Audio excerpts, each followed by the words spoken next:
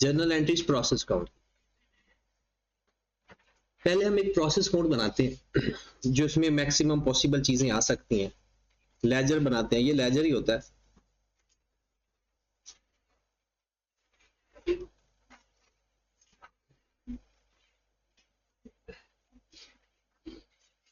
हाँ जी, यहां पर हमारे पास एक ब्रॉड ऑन आता है जिसे आप क्या बोलते हो, ओपनिंग वर्क इन प्रोसेस। एक मटेरियल ऐड होता है, एक लेबर ऐड होता है, और यहां पर जो ओवरहेड होते हैं वो अप्लाइड एफओएच होते हैं।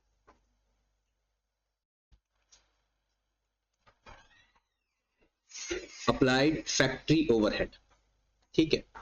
इसके अलावा यहां पर डिस्पोजल कॉस्ट आ जाती है। इसके डिस्पोजल कॉस्ट के अंदर यूनिट नहीं आते कभी, कभी हमेशा वैल्यू आती है। अब नॉर्मल गेन आ सकता है जी,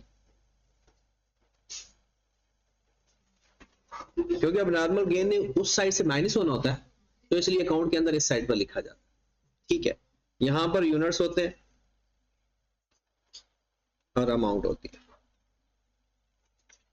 तो अगर हम यहां पर बात करें तो यहां पर भी यूनिट और अमाउंट, मटेरियल के भी यूनिट और अमाउंट, लेबर की सिर्फ अमाउंट, फैक्ट्री ओवरहेड की सिर्फ अमाउंट, डिस्पोजल की भी अमाउंट, अब नॉर्मल गेन के यूनिट्स। प्रोसेस अकाउंट की डेबिट साइड पर मैक्सिमम यही चीज है, और उसकी क्रेडिट साइड पर तो चीजें चार होती है।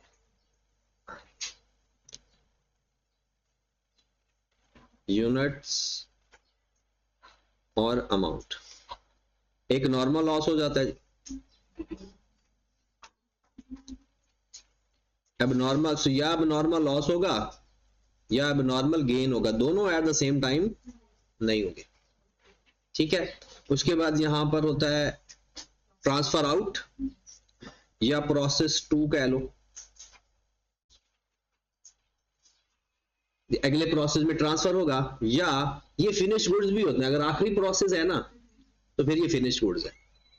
पहले कोई प्रोसेस है तो ट्रांसफर आउट, और अगर आखिरी प्रोसेस है तो फिनिश गुड्स।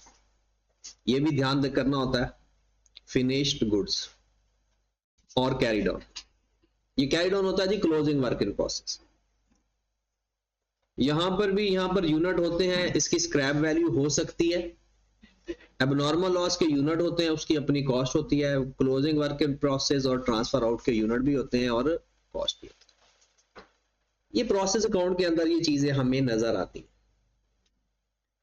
प्रोसेस अकाउंट में एक इंपॉर्टेंट बात है कि जो scrap value of abnormal loss है वो प्रोसेस अकाउंट में नहीं आता। स्क्रैप वैल्यू या इसे रिकवरी वैल्यू कहते हैं, या scrap value of abnormal loss and abnormal gain, वो प्रोसेस अकाउंट में नहीं आता। नॉर्मल लॉस की स्क्रैप वैल्यू भी आती है और उसकी डिस्पोजल कॉस्ट भी आती है। मतलब ये आपके सामने जो लिखा हुआ है, तो जो एबनॉर्मल लॉस है ये इसकी ओरिजिनल कॉस्ट है, जितने परसेंट उसके ऊपर कॉस्ट लग चुकी होती है।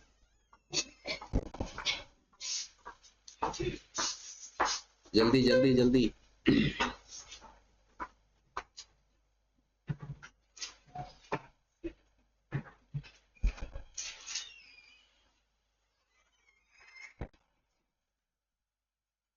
चलें जी, इसके अंदर अब हमने इसको देखकर ही जर्नल एंट्रीज पास करनी है। फिलहाल इसको देख के एंट्रीज पास करनी है, लेकिन पेपर में आए तो आपके दिमाग में ये अकाउंट होना चाहिए, ठीक है, कि इन वैल्यू का क्या करना है। ओपनिंग और क्लोजिंग वर्क इन प्रोसेस की तो एंट्री होगी नहीं, ओपनिंग और क्लोजिंग वर्क इन प्रोसेस की तो एंट्री होगी नहीं, बाकी सब की एंट्री होगी। और वो भी किस तरह से, जो चीज डेबिट साइड पर आ रही है वर्क इन प्रोसेस डेबिट, और वो चीज क्रेडिट, और जो क्रेडिट साइड पर आ रही है वर्क इन प्रोसेस क्रेडिट, और वो चीज डेबिट। बट इसमें दो चीजें एक्स्ट्रा है, एक अंडर या ओवर अप्लाइड एफओएच, क्योंकि यहां पर तो अप्लाइड एफओएच आते हैं, तो वो एंट्री यहां नजर नहीं आती इसके अंदर, लेकिन उसकी एंट्री भी होती है अगर उसने अंडर या ओवर अप्लाइड का कोई चक्कर दिया।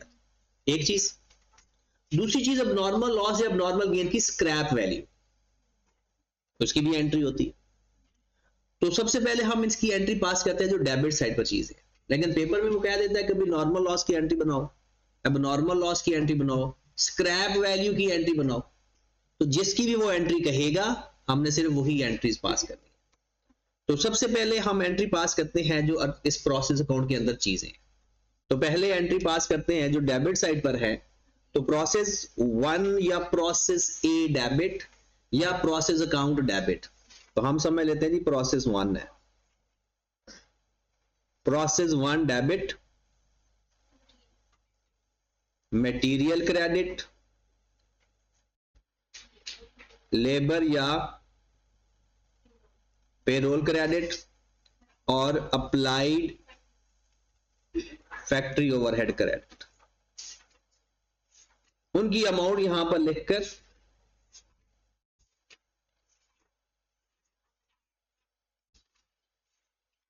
उसके फौरन बाद देखेंगे कि कोई एक्चुअल एफओएच का हिंट तो नहीं बताया हुआ। तो एक्चुअल एफओएच वो वैसे ही उसी तरह से फाइंड करना है, लेकिन आपने प्रोसेस अकाउंट में आपको एक डायरेक्ट तरीका बता देता। आपने क्या करना है, अगर वो ये एंट्री जो रेड एंट्री होगी ना, ये अगर होगी तो पास करेंगे, नहीं होगी तो नहीं पास करेंगे। जैसे वो क्या करेंगे, आप अप्लाइड एफओएच डेबिट कर देना, एक्चुअल एफओएच क्रेडिट कर देना, एक्चुअल एफओएच या प्रोडक्शन ओवरहेड। इसका जो डिफरेंस होगा वो अंडर अप्लाइड होगा या ओवर अप्लाइड होगा। यही होता है ना, इसको कंपेयर करते हैं ना, अंडर ओवर अब्जॉर्प्शन के लिए एक्चुअल और अप्लाइड को कंपेयर करते हैं। तो डिफरेंस जिस साइड पर आ गया, आपने या तो कॉस्ट ऑफ सेल के नाम से लिखना है या एसओपीएल के नाम से लिखना है। डेबिट साइड पर है तो अंडर अप्लाइड है, क्रेडिट साइड पर है तो ओवर अप्लाइड है, क्योंकि डेबिट साइड पर तब आएगा जब अप्लाइड कम होगा, अप्लाइड साइड पर तब भी आएगा ना जब वो उस साइड वो छोटी साइड होगी। तो एसओपीएल या कॉस्ट ऑफ सेल यहां पर आएगा under applied,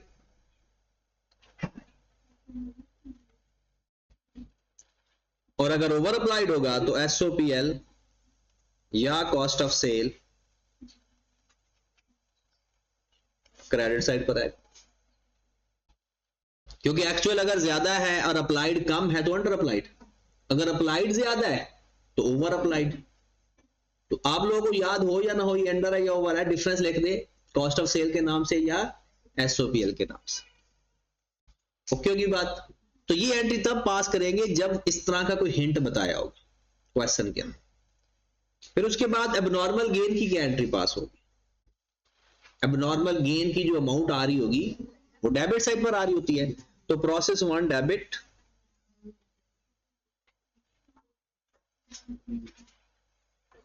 process 1 debit abnormal gain credit,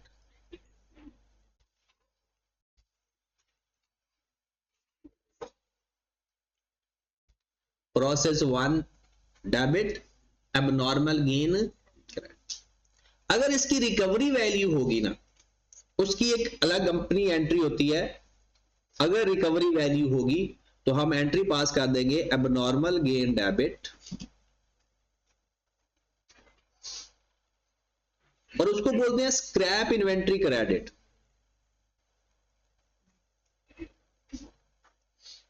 scrap inventory कह देते हैं, स्क्रैप वैल्यू कह देते हैं, स्क्रैप वैल्यू लिख देते हैं कुछ लोग।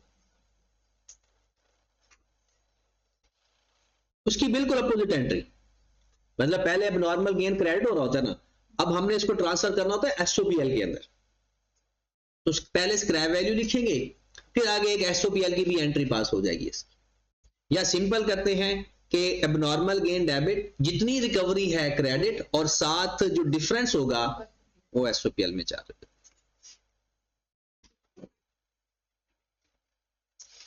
है। जैसे सपोज यहां पर 500 रुपए आ गया, रिकवरी 100 रुपए आ गई, और यहां पर कितना आ जाएगा 400। क्योंकि बात नेक्स्ट, उसके बाद आ जाता है जनाब डिस्पोजल कॉस्ट। डिस्पोजल कॉस्ट की क्या एंट्री पास होगी। Process account debit, process account debit, process 1 है ना तो प्रोसेस 1 का ही नाम लिखेंगे, और disposal cost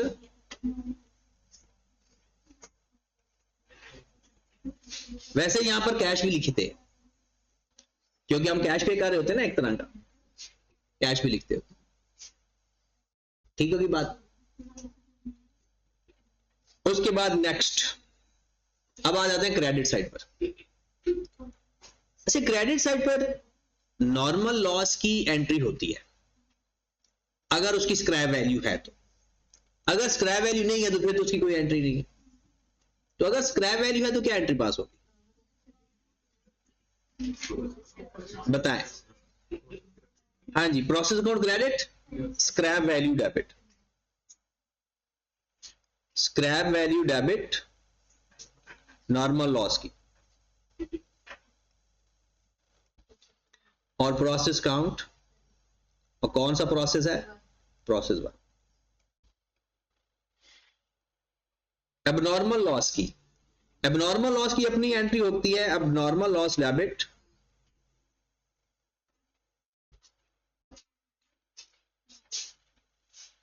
process 1 credit. Abnormal loss debit process, बिल्कुल वही चीजें पास करते जाने। लेकिन अगर इसकी रिकवरी वैल्यू है ना, रिकवरी वैल्यू की एक एंट्री अपनी पास हो जाएगी। इसके अलावा वो क्या एंट्री पास होगी जनाब, एसओपीएल डेबिट स्क्रैप या रिकवरी वैल्यू डेबिट और एबनॉर्मल लॉस।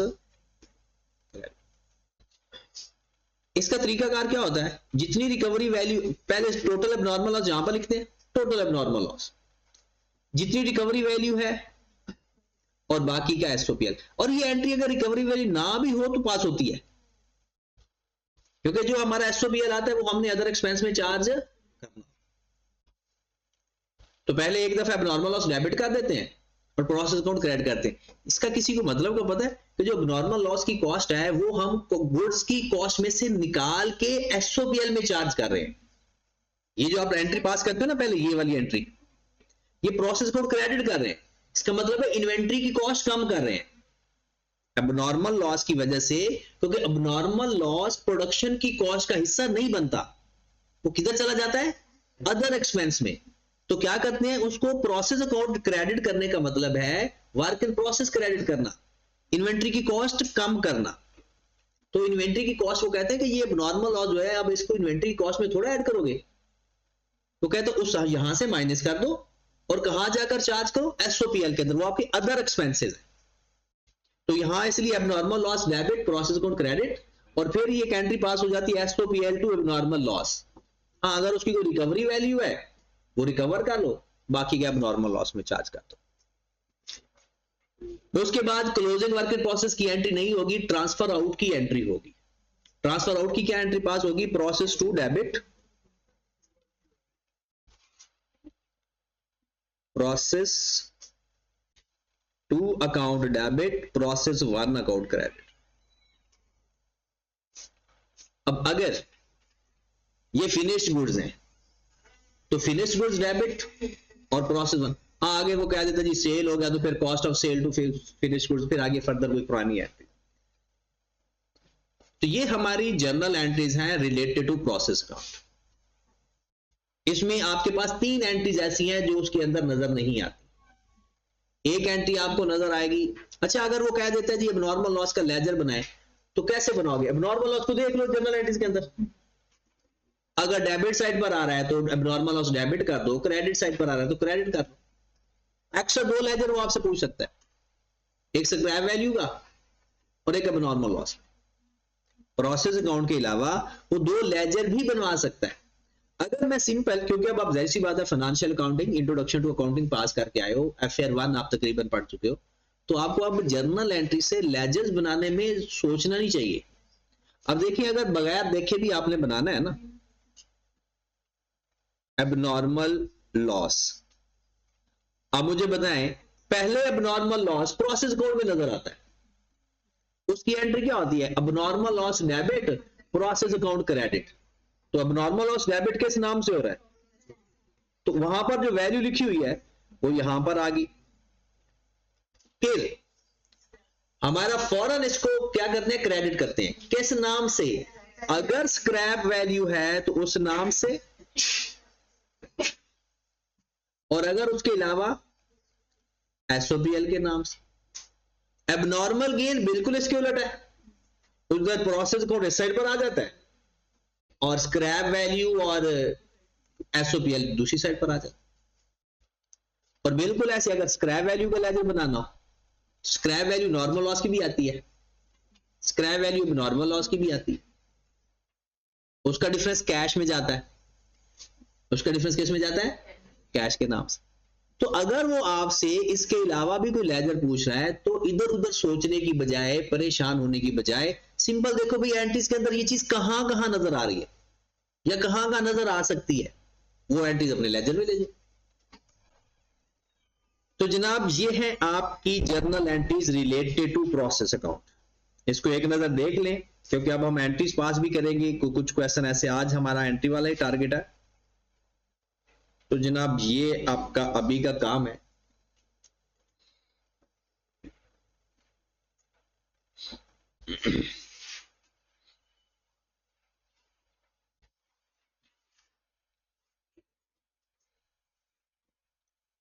ओके हो गया। अब हम क्वेश्चन नंबर 21 जो भी करने लगे हैं उसकी एंट्रीज भी पास कर लेते हैं फिर, और आपका क्वेश्चन रिवाइज भी हो जाए।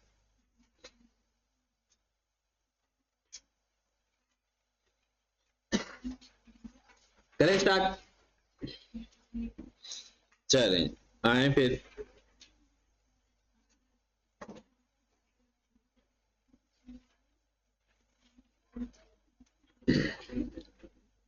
क्वेश्चन नंबर 21 के अंदर लिखा हुआ है कि जनाब आपके पास ओपनिंग इन्वेंट्री 3000 यूनिट है और उसके आपके पास मटेरियल की कॉस्ट जो लग चुकी है 100% और ओपनिंग वर्क इन प्रोसेस 30%। ठीक होगी बात। ड्यूरिंग द मंथ जो आपने क्वांटिटी इन की वो 7000 है। अच्छा, नॉर्मल लॉस के बारे में ना जो हमने पढ़ा हुआ है वो अगर इनपुट पर बेस करे या साइलेंट हो तब ऐसा होना है। अगर वो खुद से कह दे ना कि नॉर्मल लॉस इस क्वांटिटी का लेना है फिर वो उसको फॉलो कर। अब यहां पर देखिए उसने कहा जी नॉर्मल लॉस है 5% ऑफ करंट इनपुट। इसका मतलब है ये जो आपने अभी करंट इनपुट किया ना 7000, इसका 5% लेंगे हमारा नॉर्मल लॉस है। अब वो नहीं लगना कि जी इंस्पेक्शन किस स्टेज पर है, वो अब सब बातें खत्म होगी। फिर वो कहता है जी कंप्लीटेड आउटपुट आपके पास 7500 है और closing work in process 2000 units है। All the direct material added at the beginning of the process. ये बड़ी इंपॉर्टेंट बात होती है। प्रोसेस कहता है साल के शुरू में ही ऐड कर देते। अगर मटेरियल बाद में ऐड करें ना, एक क्वेश्चन पेपर में आया हुआ है, मटेरियल बाद में ऐड करेंगे ना तो फिर ये देखना होता है कि वो उस लॉस उससे पहले इंकर्ड हो चुका था या उसके बाद में हुआ है। अगर इंस्पेक्शन उससे पहले हो चुकी है फिर मटेरियल पे तो लॉस आया ही ना, नहीं होगा। नेक्स्ट है कि inspection units occur when the 50% units complete. इसके लिए अब हमारा सिर्फ ताल्लुक है यूनिट फाइंड करने के लिए, वैल्यू फाइंड करने के लिए नहीं है। Note that this must be related to the conversion 100% for material. कहते हैं क्लोजिंग इन्वेंट्री उसने पहले ही बता दिया। कहता है जो आपकी कॉस्ट इनकर्ड हुई है ना ड्यूरिंग द ईयर वो डायरेक्ट मटेरियल पर 28000 और कन्वर्जन के ऊपर 17430। खत्म होगी बात। यहां तक की क्वेश्चन है आपका। अब सबसे पहले क्या करते हैं, सबसे पहला स्टेप क्या होता है, क्वांटिटी स्केड्यूल बनाना। सबसे पहला काम क्या है, क्वांटिटी स्केड्यूल बनाना।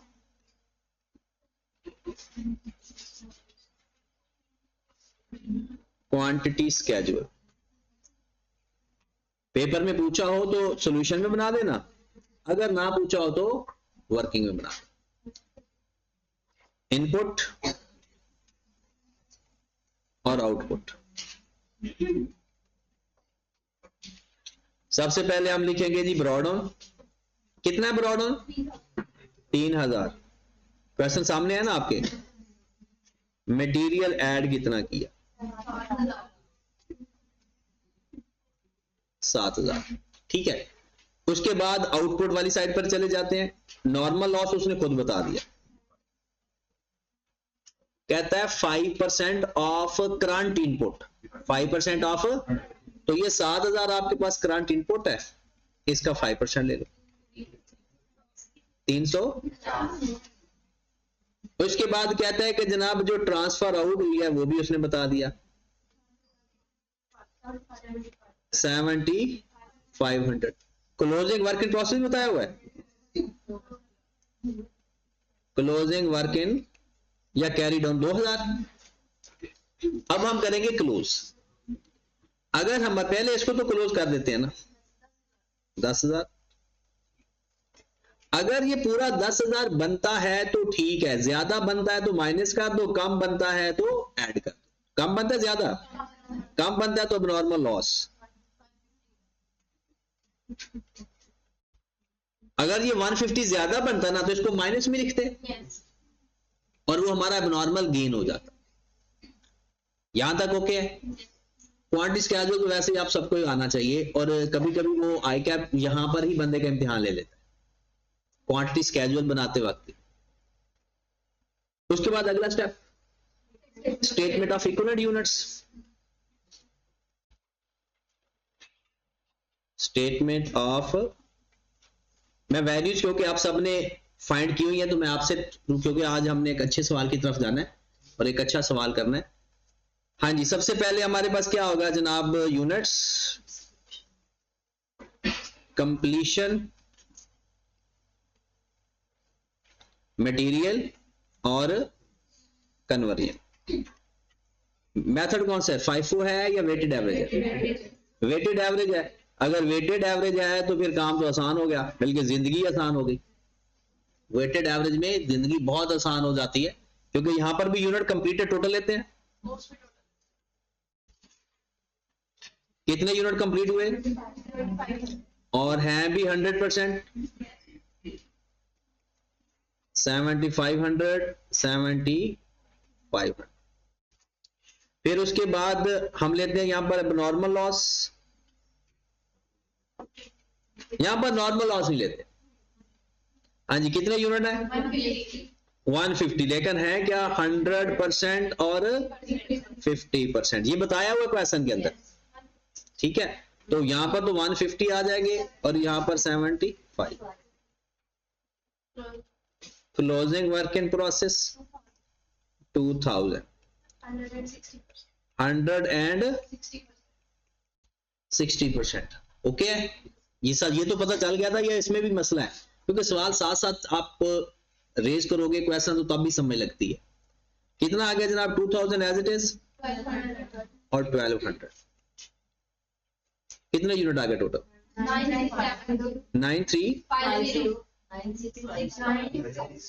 9650 877। अब हमने कॉस्टिंग करनी है इसकी। वेटेड एवरेज है तो कॉस्ट फॉर द ईयर लेनी है या ओपनिंग भी साथ लेनी है? ओपनिंग भी साथ लेनी है। ये आप बचपन से पढ़ते आ रहे हो कि वेटेड एवरेज के अंदर ओपनिंग स्टॉक की वैल्यू प्लस परचेज या प्रोड्यूस की वैल्यू। तो यहां पर हम आ जाते हैं जनाब कॉस्ट पर इक्विवेलेंट यूनिट्स।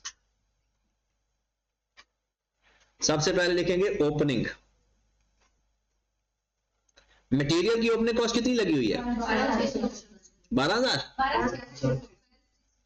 12,600 और 970। ओपनिंग वर्क इन प्रोसेस हो गया। और उसके बाद for the year during the year 28,000 1740। Scrap value है, स्क्रैप वैल्यू होगी तो माइनस, और अगर डिस्पोजल कॉस्ट होगी तो ऐड। कितनी है स्क्रैप वैल्यू, यूनिट कितनी है अब 350 मल्टीप्लाइड बाय 100 1।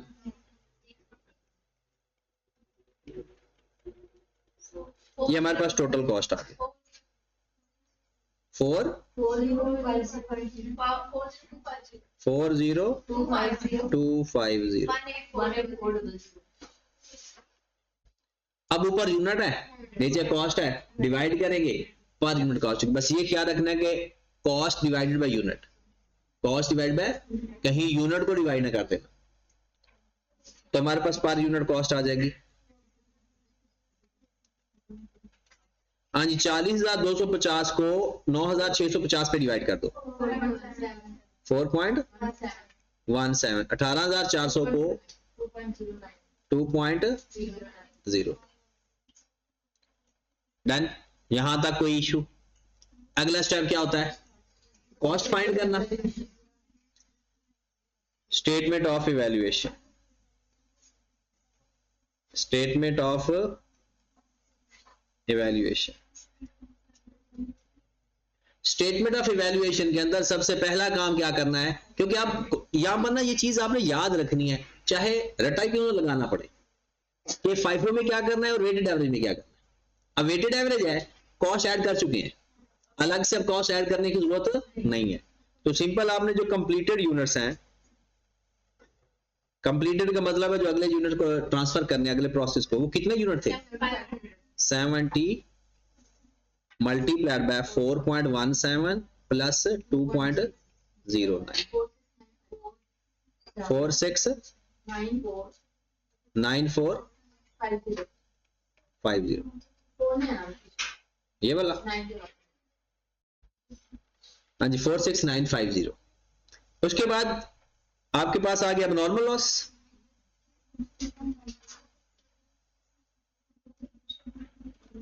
अब नॉर्मल लॉस के कितने यूनिट है? मटेरियल के लिहाज से अलग है और कन्वर्जन के लिहाज से अलग है। यहां पर 150 मल्टीप्लाइड बाय 4.17 और 75 मल्टीप्लाइड बाय 2.09। बताएं जरा इसका। 626 157 टोटल 783। उसके बाद closing work in process,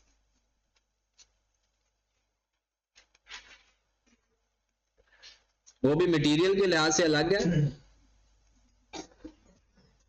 2000 multiplied by 4.17 और कन्वर्जन के लिहाज से अलग है 1200 मल्टीप्लाइड बाय 2.09। ठीक होगी बात कि 2.09 कन्वर्जन की कॉस्ट है और 4.17 मटेरियल की कॉस्ट है। कितनी वैल्यू आ गई? 8340 और 2508। अच्छा, वो आप ना किसी एक प्रोसेस के अंदर ना एडजस्ट कर लिया करें। अगर ये डेसिमल का एरर आ रहा होता है ना, तो वो किसी क्लोजिंग का कैरिड ऑन के अंदर एडजस्ट कर दें, या फिर हाँ फ्रैक्शन अगर ले लो तो इस जैसी, हाँ वो फिर कभी थोड़ा एक पैसे का फर्क ही नहीं आता। अगर वैल्यू फ्रैक्शन में ले, लिख चाहे पॉइंट में लिया करो, लेकिन जब मल्टीप्लाई करते हो ना, उस वक्त वो फ्रैक्शन वाली वैल्यू ले लिया करो। या यहां पर भी फ्रैक्शन 4/7 10/3 जैसे भी आ रहा है, उससे फिर कभी कोई फर्क नहीं आएगा। हाँ जी, कितनी वैल्यू आ गई? और वैसे ना पॉइंट के बाद 3 डिजिट ले लो ना, तो फिर भी एरर बहुत हद तक रिड्यूस हो जाता है। 10848। हाँ जी क्लियर है। अब तो बस वैल्यू लिखनी है ना, प्रोसेस को लिख लोगे ना। मैं जनरल एंट्रीज की तरफ जा रहा हूं, ठीक है। वैल्यूज आप सबके पास हैं। अब हम जनरल एंट्रीज पास करने जा रहे हैं इसकी। सिर्फ इसमें एक एंट्री मिसिंग है अंडर जो ओवर अप्लाइड की, बाकी ऑलमोस्ट सारी एंट्रीज हैं। तो चले जनाब, इसी क्वेश्चन की मैं जनरल एंट्रीज पास करवाने लगा। जब जनरल एंट्रीज आती हैं तो आपका रूल वही होता है, नाम,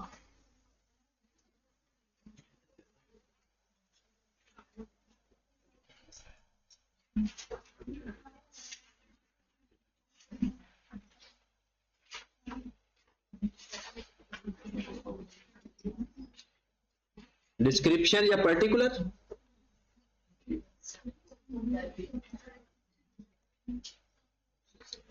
रुपीज एंड 1000 है तो रुपीज एंड 1000 लिख देना। रुपीज वैसे सिंपल है तो सिंपल लिख देना।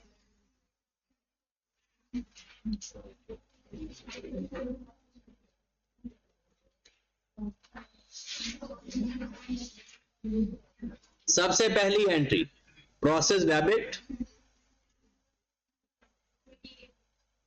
प्रोसेस अकाउंट डेबिट,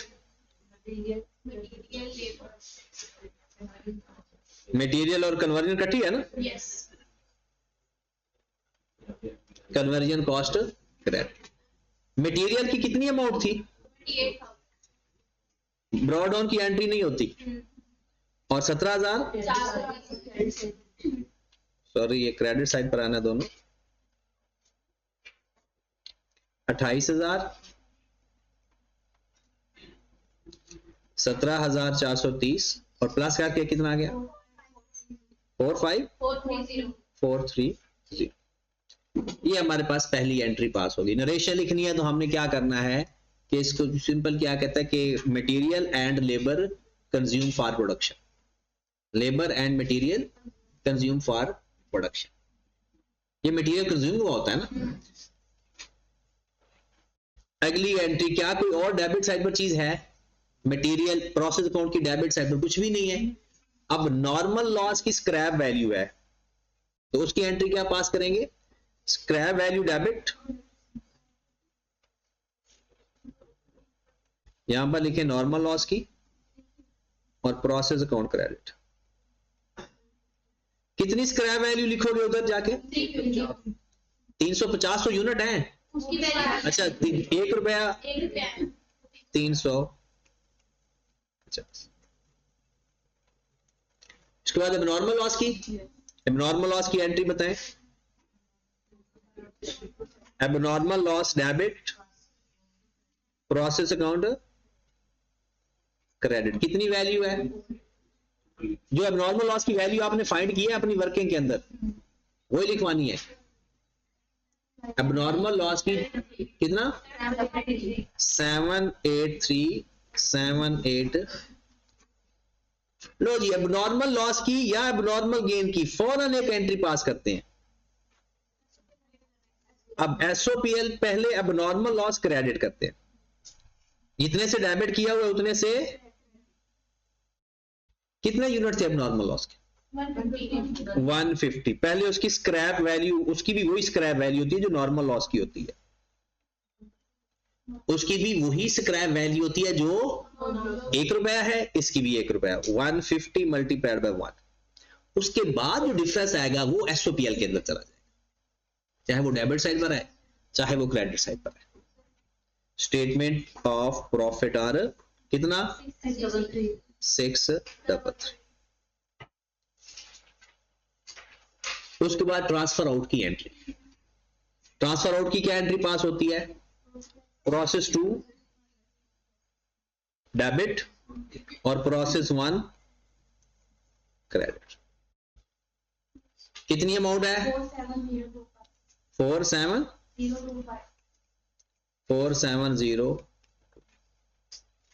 ना ओपनिंग वर्क इन प्रोसेस की एंट्री होनी है ना क्लोजिंग वर्क इन प्रोसेस की होनी है, बाकी एंट्रीज हो चुकी है। कॉस्ट अकाउंटिंग के अंदर दुनिया जर्नल एंट्री से डरती है। अभी आप देखना अगर प्रोसेस अकाउंट की एंट्रीज आ गई तो सारे रो रहे होंगे, वो समझते हैं कि कॉस्ट अकाउंटिंग अकाउंटिंग ही नहीं है, वो सिर्फ कैलकुलेशन है। ऐसा नहीं है, किसी की भी एंट्री पास होना आ सकती है। आप उसके लेजर को सोचें, डेबिट हो रही है तो उस चीज को डेबिट करते जाए, क्रेडिट हो रही है तो क्रेडिट करते जाए। ठीक होगी बात? चले जी। अब नॉर्मल लॉस का मतलब है कि आपके यूनिट डैमेज हो गए, अब जो डैमेज यूनिट है वो बिक सकते हैं। अगर कंप्लीटली खत्म हो जाते हैं फिर तो वो है ही नहीं ना, फिर तो वो बिकेगी नहीं। बट अगर वो नहीं है, अक्सर क्वेश्चन में आएगा कि इतने परसेंट इवेपोरेट हो गए, फिर वो तो हम बिल्कुल ही खत्म कर देंगे ना। जो बाकी सॉलिड फॉर्म में बचेंगे उसकी फिर स्क्रैप वैल्यू दिया करेंगे। नॉर्मली नॉर्मल लॉस और एबनॉर्मल लॉस, नॉर्मल लॉस का मतलब ये है कि पहले सोचा हुआ था इतना यूनिट लॉस हो गया, उससे ज्यादा हो गए, है तो लॉस ही दोनों जी। डन? कोई बात पूछनी है? जो कोई सोई कौम है वो अगर कुछ पूछना चाहे तो पूछ ले, क्योंकि मैंने आपको पहले ही कहा था ये जो 3 चैप्टर है ना आपके प्रोसेस का, वेरिएंस का और लेबर का, इनमें से अगर वो कुछ भी ना दे तो 35 नंबर देता है, जब कुछ भी ना दे। और अगर आपका अच्छा आपका ना टेस्ट ना 30th को है, 25 को नहीं 30th को। वो ना थर्सडे वाला चक्कर आ रहा था क्योंकि डेट नहीं बन रही थी, तो वो जो 4 चैप्टर्स का पेपर है टेस्ट है ना 30th को है, तो जनाब वो भी 35 नंबर ही है। वो 4 चैप्टर 35 नंबर है, ये 3 चैप्टर 35 नंबर है। और अगर ये 35-35 खेल लो तो 70 नंबर है। वो जो बाकी आपकी कॉस्ट अकाउंटिंग सारी है ना वो 30 से 35 नंबर की है, जिसमें वो 3 चैप्टर छोटे से कुछ जो भी आपके 7-8 चैप्टर है वो सारे 30 से 35 नंबर के, 30 से 40। और ये जो आपका गेम चल रही है प्रोसेस और वेरिएंट्स की, और ये 20 से 30 नंबर इसके अपने हैं, और लेबर में से भी हर दफा क्वेश्चन आता है। लेबर बेसिकली उसी टॉपिक का ही हिस्सा है, तो इसलिए इसको ना साथ साथ तैयार कर लो। अगर आप लोगों को लगता है ना कि आपकी तैयारी नहीं है तो अभी कर लो, तो तैयार हो जाएगा। चलें जी, अब एक क्वेश्चन हम देखते हैं, और साथ साथ मैं आपको होमवर्क भी बता देता हूं जनाब। अच्छा, फिलहाल जो आपने ना कुछ क्वेश्चन आए कि आपकी किताब से करने, वो मिस्टेक हो गई कि उसके अंदर ऐड नहीं किया, तो फिर यहां से ही हम ये कॉन्सेप्ट हमने कल देखना है। हाँ जी, ये क्वेश्चन हमारा कल हो गया था। ये क्वेश्चन आपने करना है खुद से। एग्जाम्पल नंबर 2, या लिमिटेड, आई कैप का क्वेश्चन है ये, आई कैप की बुक का क्वेश्चन है। एग्जाम्पल नंबर 2, या लिमिटेड। और फिर आपने क्वेश्चन करना है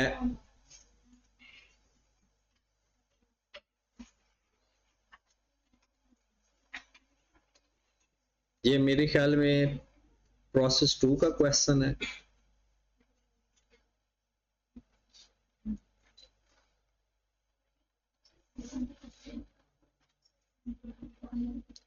ये अभी हमने करना है, मतलब ये भी आपका होमवर्क ही बन जाएगा, क्योंकि जो अभी करना है वो अच्छा सवाल है, ये बाकी क्वेश्चन से अच्छा सवाल है। और बाकी जो आपका होमवर्क है जनाब, वो है क्वेश्चन नंबर 7, 8, 9। ये छोटे छोटे हैं। अच्छा, ये ना अगर आपने, वैसे तो ये आपकी बुकलेट के अंदर भी है, वहां सही लिखा हुआ, यहाँ ये गलती है, यहां पर है ये लेबर। अगर किसी ने आई कि आपकी किताब से देख के करना है ना, तो, और ये ओवरहेड, ठीक है। एक क्वेश्चन नंबर 7 करना है, 8 करना है और 9 करना है। ये बिल्कुल बेसिक पैटर्न पर है। कुछ क्वेश्चंस के अंदर जनरल एंट्रीज पास करनी है, कुछ क्वेश्चंस के अंदर, और क्वेश्चन नंबर 2 भी है, 5 तो भी करने लगे, उस पर टाइम था। ये वही जनरल एंट्रीज अभी जो पास की है ना, वही जनरल एंट्रीज है। हाँ, क्वालिटी केमिकल वाला है जनाब, और रावी वाला होगा शायद। हाँ जी, रावी लिमिटेड वाला। और ये हमारा प्रोसेस 1 आज कंप्लीट हो जाएगा, कल हम प्रोसेस 2 शुरू करेंगे।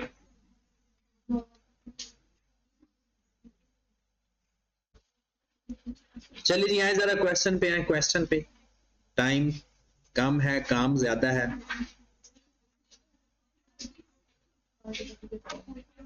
जी, क्वेश्चन नंबर 5 है ये, क्वेश्चन नंबर 5 है ये। और अगर किसी ने बुक से देखना है तो पेज नंबर 252 है ये। अच्छा सवाल है ये, लेकिन थोड़ा सा पैटर्न से हटके उसने दिया क्वेश्चन। वैसे तो हर सवाल ही उसका पैटर्न से थोड़ा सा तो होता है, थोड़ा सा क्वेश्चन के अंदर होता है। देखें जी, Ababil Foods produce and sells chicken nuggets.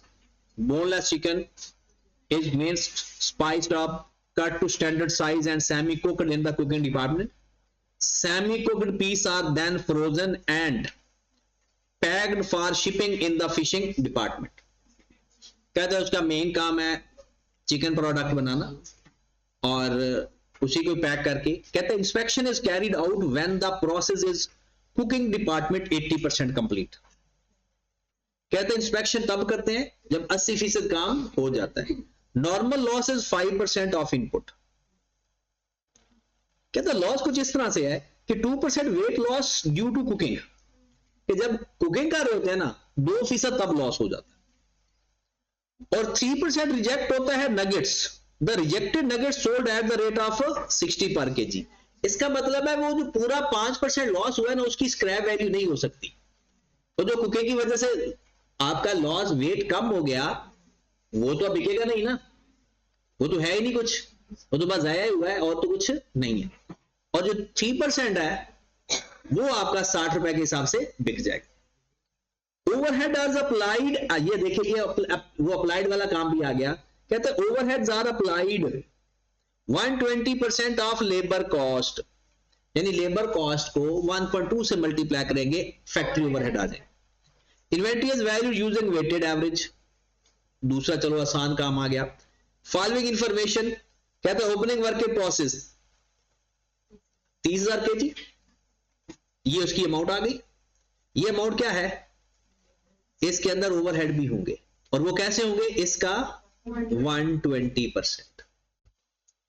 फिर वो कहता है cost for the month 4,20,000 kg आपने ऐड किए, 50,000 मटेरियल, 20,000 लेबर, और उसका 120% मल्टीप्लाई करेंगे तो क्या आ जाएगा, फैक्ट्री ओवरहेड। ओके की बात। और मजे की बात यह है कि आई कैप ने ना 2 नंबरी लगा दी। अब आई कैप ने क्या किया, कन्वर्जन कॉस्ट लिखा 20,000 मल्टीप्लाइड बाय 2.2। अब बच्चे सर पकड़ के बैठ गए, उसने क्या लिखा 20 मल्टीप्लाइड बाय 2.2, उसने कन्वर्जन कॉस्ट लिखी, मतलब लेबर प्लस ओवरहेड। अब बच्चे कहते हैं यही बात भी समय लगती, अब ना करो 2.2, आप अलग अलग फाइंड करके प्लस कर लो, ठीक होगी बात। चलें जी, उसके बाद है वेट आफ्टर कुकिंग। कुकिंग के बाद देखें जनाब, आपका इनपुट कितना बला और कुकिंग के बाद कितना रह गया, इसका मतलब ये जो 10,000 वेट लॉस हो गया है, ये तो कुकिंग की वजह से हो गया, लेकिन हमारा टोटल लॉस 5% है, जिसमें से 10,000 लॉस हो गया कुकिंग की वजह से, 10,000 लॉस हो गया कुकिंग की वजह से। आगे चलते हैं, ट्रांसफर टू फिनिश डिपार्टमेंट। फिर उसके बाद क्लोजिंग वर्क इन प्रोसेस भी आ गया। कहते हैं आपने ना प्रोसेस अकाउंट बनाना, सबसे पहले हम क्वांटिटी स्केड्यूल बनाएंगे। अब इस क्वांटिटी स्केड्यूल के अंदर ना नॉर्मल लॉस 2 तरह का है, कुकिंग की वजह से और एक नगेट्स की वजह से। तो फिर अब नॉर्मल लॉस भी तो 2 तरह से होगा, अब नॉर्मल लॉस भी 2 तरह से होगा, एक कुकिंग की वजह से और एक रिजेक्शन की वजह से, वो जो नगेट्स रिजेक्ट। तो आए जरा सवाल देखते, पहले क्वांटिटी स्केड्यूल के अंदर ही हमारा सवाल हल हो जाएगा। क्वांटिटी स्केड्यूल,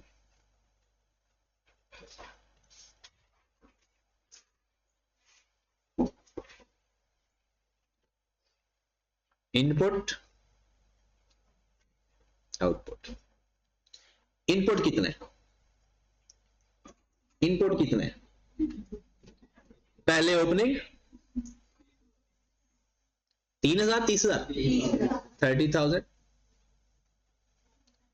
मटेरियल ऐड कितना हुआ 4,20,000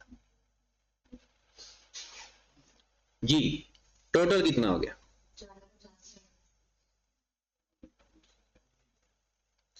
पहले तो मुझे ना नॉर्मल लॉस बताया है कितना। नॉर्मल लॉस जी, इंस्पेक्शन स्टेज 80% है और ये 50% कंप्लीट है ओपनिंग, और क्लोजिंग 65% कंप्लीट है। बताओ टोटल में से किसको माइनस करेंगे और किसको माइनस नहीं करेंगे। देखिए ये था 50% कंप्लीट, इसको तो मतलब है ये इसने अभी इंस्पेक्ट होना है, इसको माइनस करने की जरूरत नहीं है। और 65% ये अभी पहुंचा ही नहीं, ये इंस्पेक्शन पर अभी इसको निकाल देंगे। तो 4,50,000 टोटल अमाउंट लेनी है। ये जो लास्ट टाइम पढ़ने वाले लोग हैं तो उसमें मैंने कुछ और करवाया था, अब टोटल अमाउंट लेनी है। तो टोटल में से कितना माइनस कर देंगे, 65 कितना आ गया 380, इसका 5% जी हाँ। ओ भाई जो उसने कहा था वही करना है, उस सवाल के अंदर उसने कहा था कि इनपुट पर लेना है। अब इस पे जब वो साइलेंट हो या इनपुट पर कहे तो ये तरीका इस्तेमाल करते हैं, अगर वो कहे आउटपुट पर लेना है, करंट इनपुट पर लेना है, तो फिर जो कहेगा उसको फॉलो करना है। ठीक होगी बात। कितना आ गया जनाब लॉस 19,250 जी हमारा टोटल लॉस है, जिसमें कुकिंग की वजह से 10,000 लॉस है।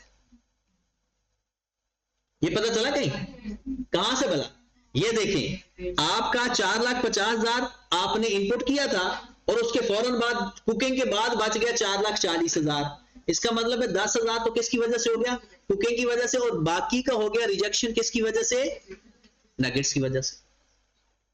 नहीं पता चला, चले जी, कितना उसकी वजह से आ गया 9250। अब अगर हम देखें इसमें, वो भी करने लगे, एक मिनट देखें आपके पास कितना है टोटल, 4,50,000 इनपुट है टोटल, माइनस मल्टीप्लाइड बाय एक दफा 2% करें, और 4,50,000 माइनस 65,000 मल्टीप्लाइड बाय 3% एक दफा करें, 7700 1150। ये कौन सा लॉस है, नॉर्मल लॉस है या नॉर्मल लॉस है? ये नॉर्मल लॉस। ये कौन सा लॉस है? अब देखें ये जो नॉर्मल लॉस है ना टोटल, ये 10,000 है। कोई देर, ये देखें जरा, 10,000 कुकिंग की वजह से लॉस है, जिसमें 7700 नॉर्मल लॉस है, तो बाकी का अब नॉर्मल लॉस आ गया। तो नॉर्मल लॉस बताएं कितना आ गया? अब नॉर्मल लॉस कितना? 20। इनका जो डिफरेंस आएगा वो अब नॉर्मल लॉस आ गया। किसकी वजह से? हम इसको सेपरेट क्यों कर रहे हैं? क्योंकि जो कुकिंग की वजह से उसकी वो स्क्रैप वैल्यू नहीं है, और जो नेगेट्स रिजेक्ट हुए उनकी स्क्रैप वैल्यू है। ठीक होगी बात? उसके बाद बाकी लॉस कितना है?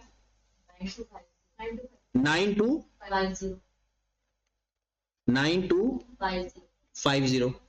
नहीं, एक मिनट, आपके पास टोटल आया था 4,50,000, 10,000 तो आ गया ना। ये जो आपने 5% लिया है ना, ये तो सिर्फ नॉर्मल लॉस है, टोटल लॉस थोड़ी है ये जो आपने फाइंड किया है ना 19,250, ये तो सिर्फ कौन सा है? नॉर्मल लॉस है। अभी हमने तो टोटल लॉस फाइंड करना है, वो यहां से पता चलेगा। आप बताएं अपनी आउटपुट क्या है? आपकी आउटपुट क्या है? Output closing work in process, एक मिनट, ट्रांसफर आउट 362,000 और कैरिड ऑन कितना है? 65,000। इसका बाद, इसका मतलब है जो बाकी जितनी भी अमाउंट होगी वो लॉस होगी, नॉर्मल लॉस भी होगी और अब नॉर्मल लॉस भी होगी। तो वो चेक करके बताया ना पहले कि यहां पर आना है 450,000, 23,000 आपका टोटल लॉस है। 23,000 आपका टोटल लॉस है, जिसमें नॉर्मल लॉस कितना है? ये नॉर्मल लॉस है आपका 2% आ गया वेट की वजह से। ये टोटल करें जरा इसका, 19, वो हम पहले भी जो फाइंड कर 19,250, ये है नॉर्मल लॉस। टोटल लॉस है 23,000, तो अब नॉर्मल लॉस कितना होगा? माइनस कर दो, कितना? 3750। मतलब टोटल लॉस आपका आ गया 23,000। 23,000 में से जो नॉर्मल लॉस है वो है 19,250 और 3,700, बल्कि आप यहां पर आप लिख भी सकते हो नॉर्मल लॉस 19,250 और अब नॉर्मल लॉस कितना? 3,700। ये आपका क्वांटिटी स्केड्यूल बन गया। ठीक है, ये तो पहले तो हमने यही काम करना है ना, अपना क्वांटिटी स्केड्यूल पूरा करना है। अब जरा आए, हमने देखना है कुकिंग की वजह से कितना लॉस, वो इधर बाद में, वो बाद में बात करना, पहले यहां पर देखें। आपके पास ये क्लोजिंग है, ये ट्रांसफर आउट है, ये 19,250 नॉर्मल लॉस है, वो जो आपने यहां से फाइंड किया था 19,250 नॉर्मल लॉस आ गया, और ये बाकी आ गया। अब इनको सेग्रीगेट करना है। टोटल लॉस जो है वो 10,000 है उसकी वजह से, कुकिंग की वजह से, जिसमें 7700 किसका लॉस था? नॉर्मल, और फिर एबनॉर्मल कितना हुआ? 2300। अब ये नॉर्मल लॉस है। अब बताएं बाकी जो लॉस हमारा बचा नगेट्स की वजह से वो कितना बचा, ध्यान से जरा करना है। देखें आपके पास टोटल है 23,000, ये टोटल है जिसमें से 7700 और 11,550 ये हो गया नॉर्मल लॉस, ये कुकिंग की वजह से और ये नगेट्स रिजेक्ट होने की वजह से।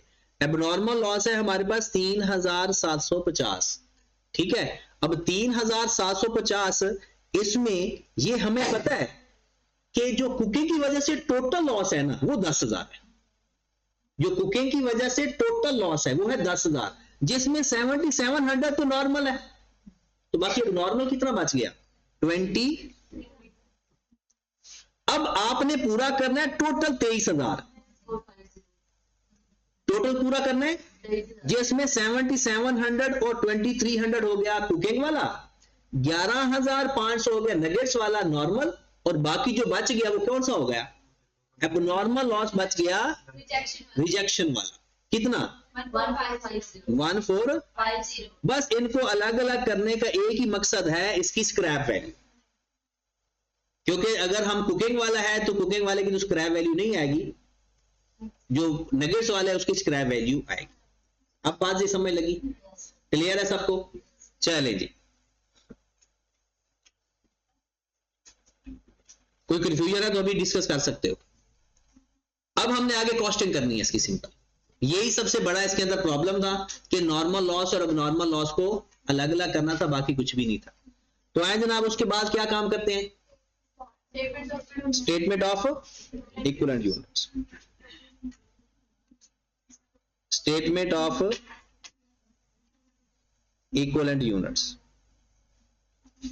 हाँ जी, सबसे पहले हम क्या लिखते हैं जनाब, यहां पर यूनिट्स, यहां पर कंप्लीशन, यहां पर मटेरियल और कन्वर्जन। अब जब से सबसे पहले हमने क्या लिखना है जनाब, वेटेड एवरेज है ना, कंप्लीटेड कितने हैं कंप्लीटेड 362,000, 100% कंप्लीट है तो 362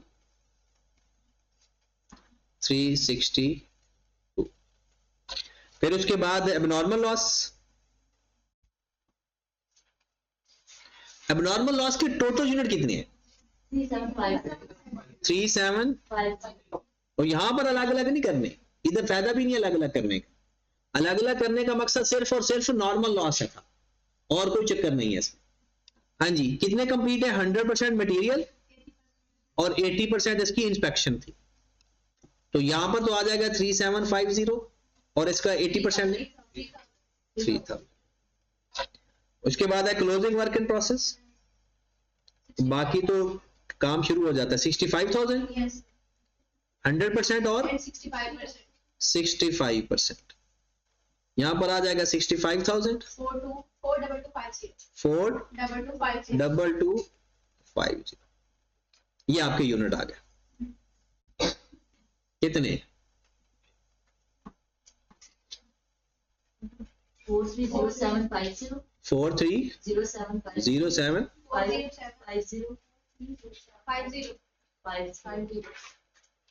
और 407250 डन। अब इसके बाद क्या करना है, कॉस्टिंग। यहां पर आकर सारा मामला यहां इसके लिए किया था। अब हमारे पास आ गया जनाब स्टेटमेंट ऑफ पर इक्विवेलेंट यूनिट। हाँ जी जमीर उल हसन, वेटेड एवरेज है, कॉस्ट फॉर द ईयर लेंगे या ओपनिंग और फॉर द ईयर लेंगे, ओपनिंग भी और फॉर द ईयर भी। ओपनिंग कॉस्ट मटेरियल की कितनी है 6,000 और ऊपर इन 1000 भी है, 6260,000 6260,000 और ये जो ये लेबर भी है 1288, इसके अंदर 1.2 और भी करनी है, तो या तो इसकी पहले फैक्ट्री ओवरहेड की कॉस्ट फाइंड करके ऐड कर दे, या वाकई 2.2 से मल्टीप्लाई कर दे। 2.2 से इसलिए क्योंकि 1 तो वो खुद है और 1.2 उसके अंदर आ जाएगी ऐड होके, तो फाइंड करके ऐड कर दे या अलग से ऐड कर दे, या आपकी अपनी मर्जी है। टोटल वैल्यू कितनी आ गई? 1288 मल्टीप्लाई बाय 2.2 कितना? 28334334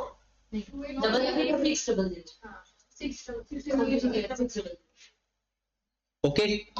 चलिए जी, ये किस तरह से आया? 1288 इसके अंदर प्लस कर दिया 1288 मल्टीप्लाइड बाय 1.2, क्योंकि ओवरहेड इसका 120% है। ये आ गया opening for the year. Material कितना है जनाब? 50 मिलियन।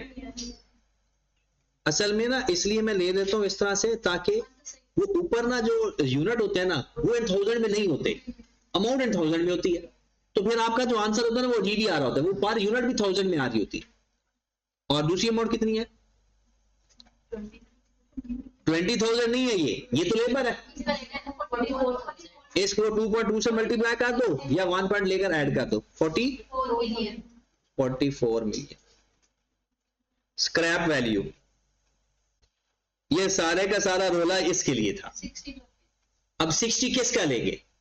आपके दो नॉर्मल लॉस हैं, दोनों का लेंगे? नहीं, नगेट्स वाले का लेंगे, क्योंकि जो कुकिंग की वजह से 7700 है ना, उसकी तो स्क्रैप वैल्यू है ही नहीं। तो कितनी वैल्यू आ गई? वो 11550 मल्टीप्लाइड बाय 60 कितना? 693,000। ये कर देंगे, ये हमारे पास आ जाएगी कॉस्ट।